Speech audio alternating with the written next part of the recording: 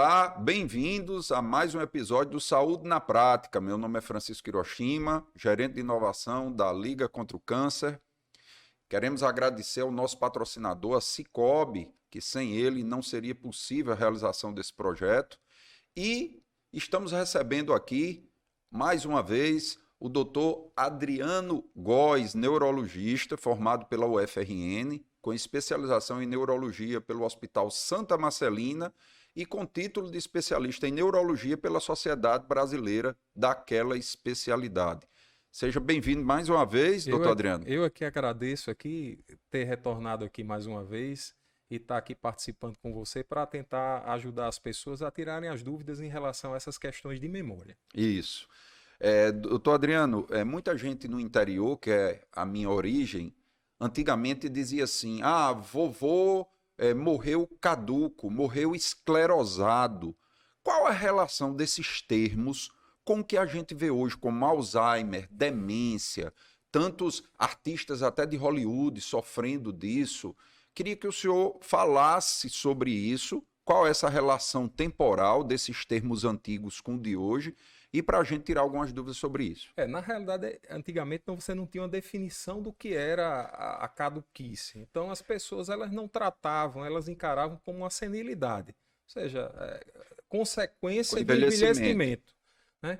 Com a melhora dos estudos, com a melhora da medicina, conseguiu-se melhorar os diagnósticos. Então você conseguiu separar os tipos de demência, de esquecimento. Então tudo que era esclerosado, está ficando caduco, ali dentro tinha um monte de doenças distintas. Na realidade, eram vários tipos de doenças distintas e que eram doenças que eram subdiagnosticadas, porque a gente não tinha um conhecimento ainda, né? Com o advento de ressonância funcional, de outros exames que a gente tem hoje em dia, a gente consegue realmente ter um conhecimento e conhecimento da genética também, que fez melhorar muito o diagnóstico dessas questões relacionadas às questões de demência, de esquecimento. Né?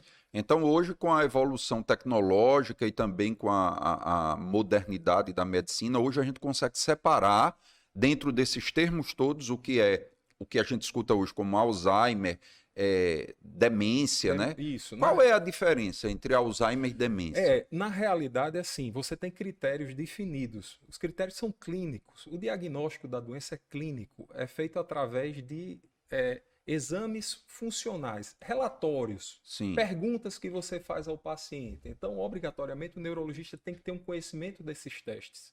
Então, a partir deste momento que você executa esses testes, que você vê que o indivíduo está abaixo, existe uma possibilidade, abaixo da média, daquele desvio padrão, você tem uma possibilidade de demência.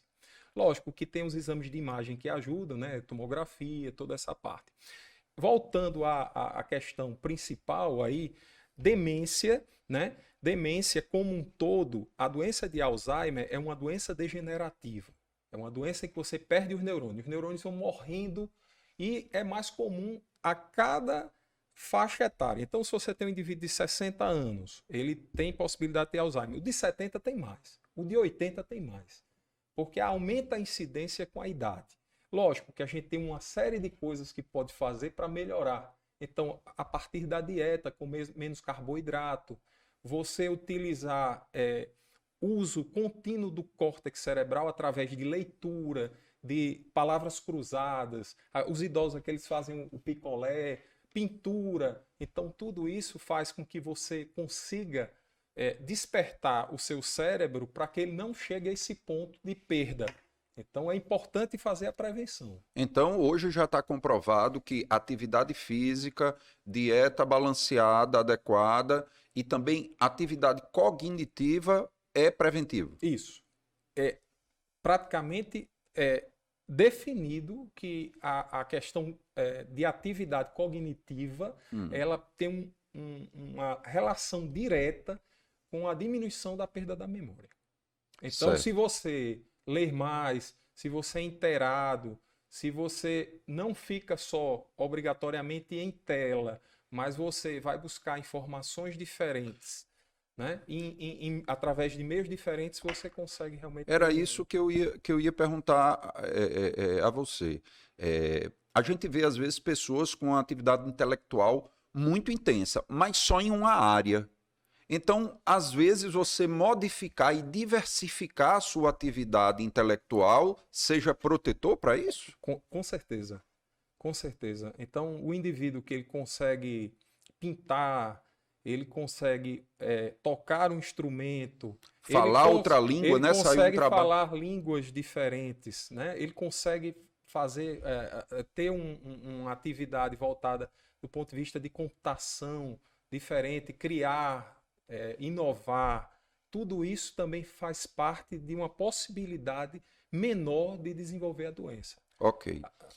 Vou pedir licença a você, doutor Adriano, e aos nossos telespectadores para a gente rodar agora a vinheta do nosso patrocinador, que é a Sicoob. Eu só queria te contar que vale a pena conhecer o cooperativismo. A ideia é simples, a união de pessoas. Um movimento financeiro e social em que você não é cliente, é dona e dono. Isso é ter voz. Participação até nos resultados.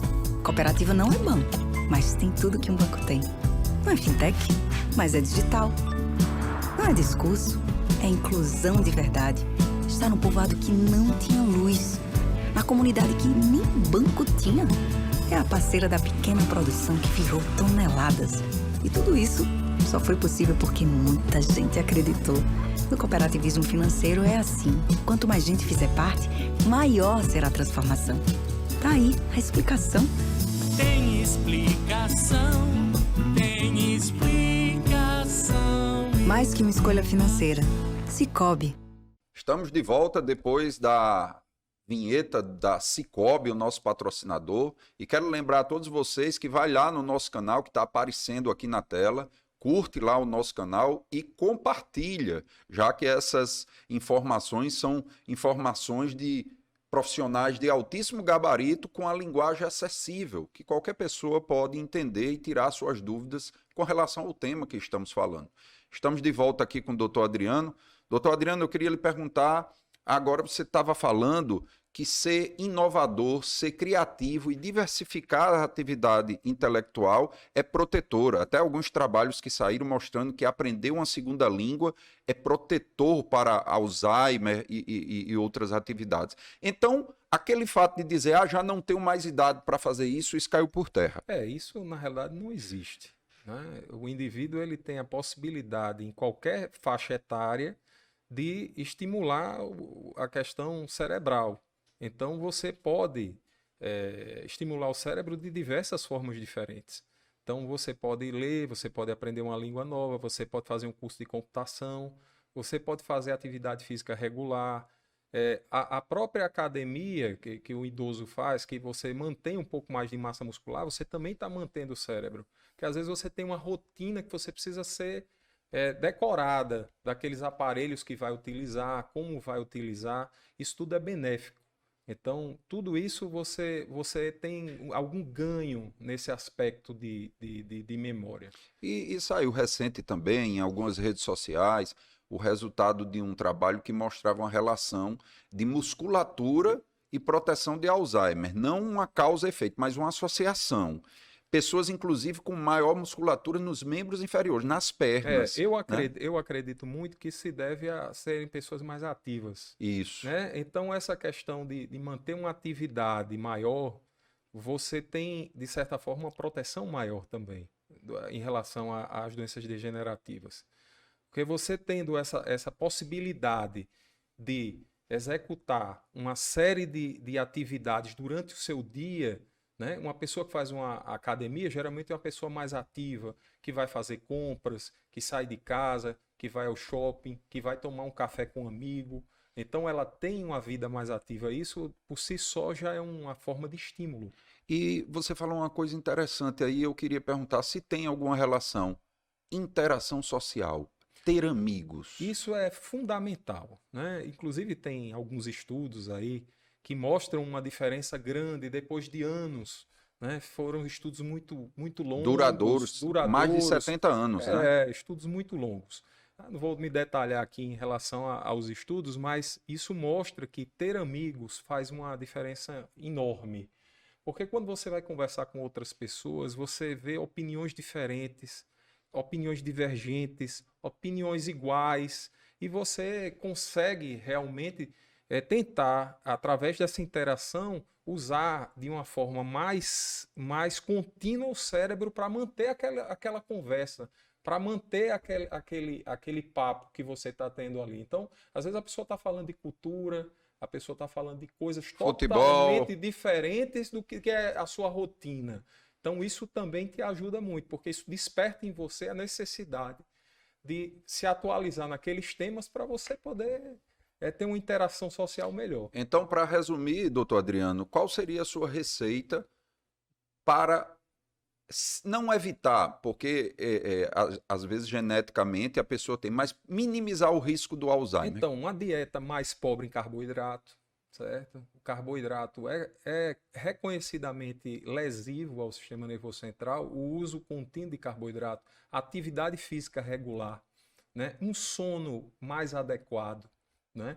E essa questão de estímulo, né? Fazer amigos, ter mais amigos, né? E também estímulo cognitivo de diversas... Então, Roberto Carlos estava certo. Eu quero ter 1 milhão de amigos e bem mais forte. Se forem bons, eu acredito que sim. Né? Muito obrigado, doutor Adriano, por seus esclarecimentos. Foi fantástico. E quero lembrar a todos que o Saúde na Prática...